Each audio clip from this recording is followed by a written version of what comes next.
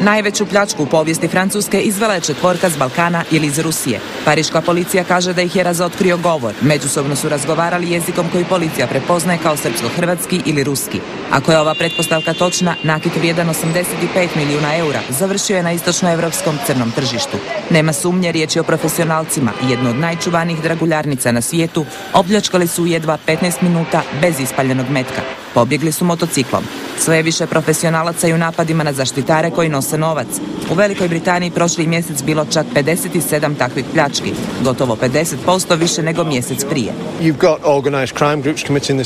Imate organizirane kriminalne skupine koje su posvećene ovakvim kaznenim djelima.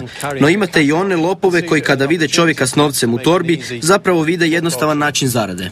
S približavanjem blagdana takvih je torbi na ulicama sve više, a u vrijeme globalne financijske krize lakoj zaradi teško se oduprijeti. Britanska policija pokrenula je posebnu akciju. Samo prvi dan palo je 14 pljačkaša.